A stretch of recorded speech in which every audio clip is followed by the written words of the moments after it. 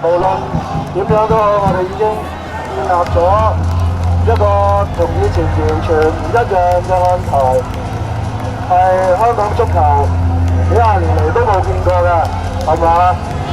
我哋呢3場波呢大半年由年頭，其實更加正確係由2023年由對不丹開始，到依家10幾場波啦，爭少少啫，爭少少，所以亞洲杯就係咁難先入到去啊，係嘛？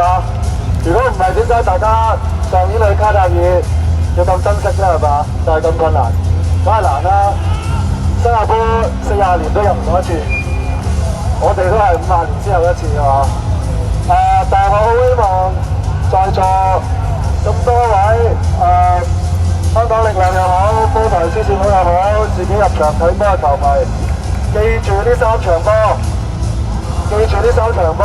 記住呢半年、呢2年，我哋由不丹係咩土庫曼、伊朗乜咁樣走到嚟依家，由42000人、45000人，今日係47000人，係嘛？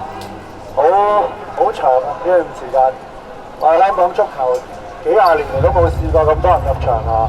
即係我唔會話咩衰敗牛榮呢啲咁嘅 bullshit 咁樣，係嘛？冇辦法，踢波就係咁啊！你唔贏，你贏唔到咪人哋贏咯，就係咁簡單。所以，但係我好希望大家記住呢3場波，我哋喺啟德做過嘅嘢，我哋喺大球場做過嘅嘢，我哋喺旺角場做過嘅嘢，我哋下一屆翻嚟。下一年打亞運會，再打世界盃外圍賽。我下一次，我哋唔單止要好似呢3場波有咁多人入場，我哋更加希望我哋呢度成個看台唔單止係北看台、南看台、東看台、西看台，球場出邊所有香港嘅酒吧、餐廳，全部都係大氣區。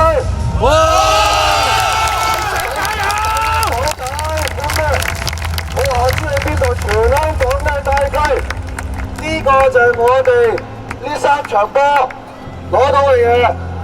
我哋下次手港杯好，咩比賽都好，U16都好，5人足球都好，希望我哋記住呢3場波，記住呢半年我哋付出嘅努力，我哋2026年、2027年下一屆嘅世界盃再嚟過。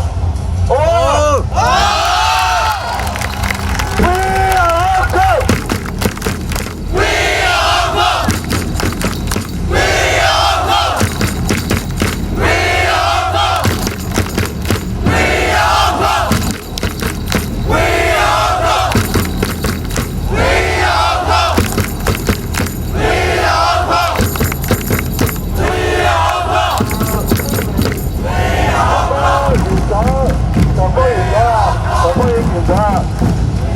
賽果已經定咗啦。我想講嘅係新加坡隊其實係喺香港足球，對香港足球嚟講好重要。喺我哋冇機會打友誼賽嘅時候，佢同我哋約嚟打友誼賽。喺好多年青嘅球員，啱啱香港隊其實有個 U14 女子隊喺新加坡贏咗個比賽，幾乎所有嘅足球員都喺新加坡踢過比賽。我哋香港嘅打氣文化，我哋出去睇波第一班就係識新加坡嘅球迷，所以其實呢10幾20年嚟，我哋即係呢一個球隊係我自己啦，起碼最唔想遇到嘅一隊，因為大家咁多年嚟都係好朋友啊。我哋點解會買啲新嘅旗啊、新嘅鼓啊？其實好多係新加坡我哋自己教我哋。我希望大家喺外面遇到新加坡嘅球迷。唔可以唔高興嘅，唔緊要，行開。有風度嘅，俾一個亦都有讚賞，或者我哋都好恭喜佢哋41年嚟第一次打入亞洲盃嘅決賽周，都係好唔容易嘅，都係好唔容易。所以我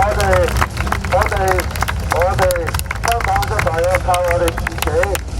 我哋每一個人，無論你係教練、球員、我哋球迷、足球總會所有人，我哋今次3場波有啲嘢做得唔好，下次再翻嚟有機會再翻嚟啟德，我哋希望可以做得更加好。OK， 好多謝大家，好多謝大家，好多謝大家同我睇中超呢場波，無論你係支持咗香港力量自己一個入場，呢場波辛苦大家，辛苦大家，所以我啊，剩低嘅。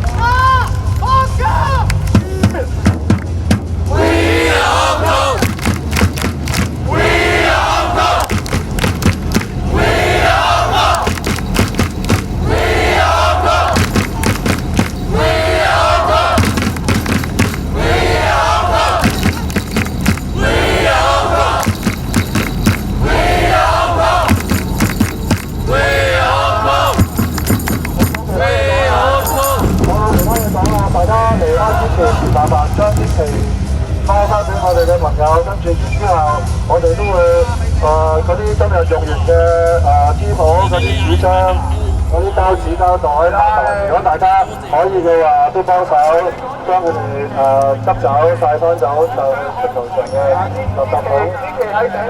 其他如果有攞住旗嘅朋友喺頂，我哋有其他朋友喺嗰度會接收翻，係啦。多謝大家呢10幾場波，一路由不丹、伊朗、烏茲別克、土庫曼，仲有去咗邊啊？新加坡、孟加拉，但我哋都仲係話印度㗎嘛，係嘛？